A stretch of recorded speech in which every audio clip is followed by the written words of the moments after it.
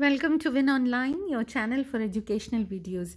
It's time in most of the schools for the midterm assessment for the first term, or some of you might be having the first term assessment already.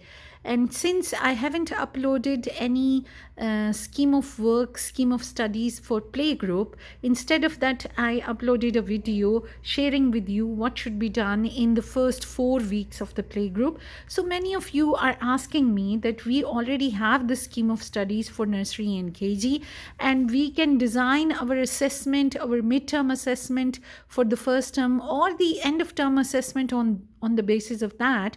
But what should we do for playgroup? Now, firstly, I want to tell you that intentionally I did not upload any scheme of studies for playgroup for the first term, because all of us realize that children, when they come to school, they are very young. Some of them are not even 3 years old. They are also very new to the school, all the school routines, the environment. It takes a while for the students to get into the hang of things.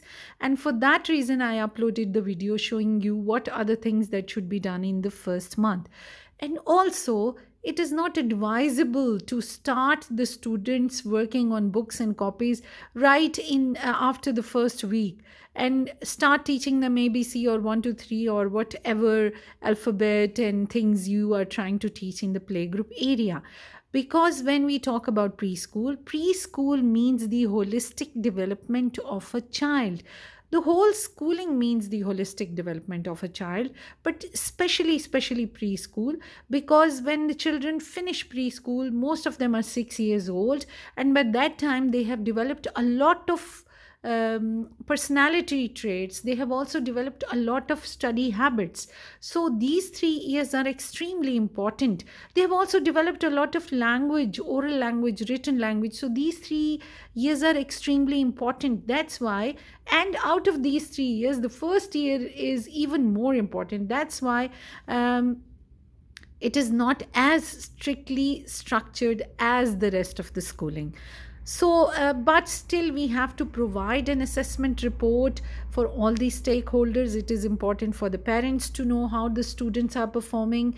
It is important for the school authorities to assess how are the students developing, how are they achieving different milestones. So for that reason, we have to provide a report, a midterm report for the first term or the end of term report, and this video will show you how to prepare that report. So let's get started.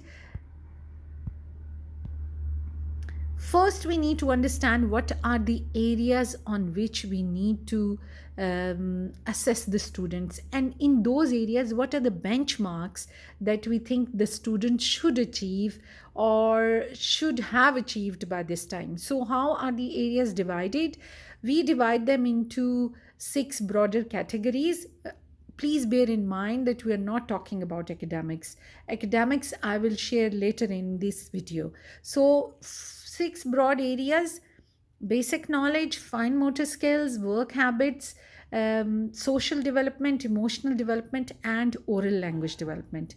And when we talk about academics, then we say name, alphabet, language, numbers, colors, shapes, and patterns. Now, these are 6 plus 5, 11 areas in which we will assess the students and we will see how good are they achieving all the benchmarks and how good are they performing, and if they are not at par, do they need help and what kind of help do they need. So a report has to be very comprehensive, it has to be very concise, so that when a parent reads the report, or the school authorities or the school administrators or the coordinator, preschool coordinators, or even you yourself, when you're writing this report or reading the report, it gives you a very clear picture of the level of the student.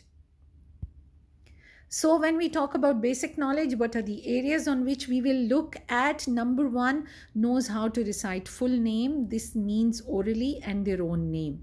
Knows about their birthday. They can tell you when their birthday is, their gender, their age, the parents' name, both mom and dad, home address, They can differentiate between right and left and know what is right and what is left, and know how to wash hands. Also toilet trained, the students should be toilet trained by this time. And then after every area there is a column for comments, and you can see that there are only two columns in front of the benchmarks. One is yes and the other is needs help. No marking, no grading, nothing. We just have to tick if the student is able to do it. Yes, yes, yes, yes. And if the student needs help and has still not become independent, we need to tick the other column. In the comments, you have to write individualized, personalized comments. For example, if a student is able to tell the name of the father but not the mother, you need to write it in the comments that yes, can tell the name of the father and is still learning about telling the name of the mother. So this is how you're going to fill this. The next is fine motor skills, and when we talk about fine motor skills, we are looking at is knows how to hold crayons, markers, or pencils properly, can use scissors, can use glue properly, can trace, can draw simple shapes, can color, can button clothes, can use a zipper, can tie the shoelaces, can dress and undress. Now, about dress and undress, you need to ask from the parents after filling this column. And why have we added only button, zipper, and shoelaces? Because they are related to the dress items that the students use on everyday basis. So after coming to the school and after spending 2 months, 2.5 months in the school, halfway through the first term, the student should be able to exhibit these motor skills. But it does not mean that everyone will be able to do it. There will be some students who will still be needing help. And it does not mean that they are not intelligent, they are not smart, or there is something wrong with them. It means that they are taking a little more time to achieve these skills. Again, there is a column for writing comments. Please write individualized, personalized comments. Work habits. Preschool is a great area to develop solid work habits for the students. Listen and understands what to do. Approaches attention has appropriate attention span while doing a task. It means that does not get distracted very easily. There are students with very little attention span, and they will stand up again and again and will not be able to sit down and complete one task. So you have to work on these areas. Follows 1 and 2 step instructions, works independently, completes tasks, organized when doing a task, cleaning up after doing anything, like after using blocks, after using toys. Are you training the students to put everything back? So these not only provide a true picture about how the students are learning, what milestones or what benchmarks are they achieving, they also provide you a guideline that these are the areas on which you need to train the students. So this report is for you also, as it is as important for you as it is for the parents and other stakeholders. Again, you have to write the comments. If there is only one area in which you still think that the student is developing, please explain how much has the student achieved and how much of it is left. Social development, works and plays with other children. Important because many children, they some of them are not very social, so we need to work on that. They participate in group activities, listens while others are speaking, so this is the time to train them. Follows teachers instructions and classroom rules, seeks teachers help during a conflict. If there is a problem or there is something wrong or there is a conflict with the other student, the student is able to come to you and ask for help. Takes turns and shares, has good manners, cooperates in classroom activities and chores, says please and thank you. Again, as you can see, there are only 2 columns in the front, and you have to just write tick yes or needs help. And please write columns. If you feel that socially the student is not very strong in some areas, please mention those, because this is why the report is prepared. When we talk about emotional development, separates from parents or caregivers without distress. In the beginning, when the children are separated from the parents, or when mom is come to the school to leave the child, most of them start crying. They hold the hand. You have to like physically separate the child from the parents or caregivers. But after spending 2 months or midway through first term, they should be able to separate on their own. It shows that they are building confidence, and it shows that they are developing emotionally. Adjusts to new situations. For example, you're taking the children to a new room, or a new person comes to the class. The students are not scared of that. Displays self control. Self control means it's you will not eat your lunch before lunchtime, so the student is not going back to the lunchbox again and again and trying to eat. Shows self confidence. Very important that the students start feeling good about themselves, and they start feeling independent, and they start approaching the task with confidence. Again, two columns for you to fill and comments to write.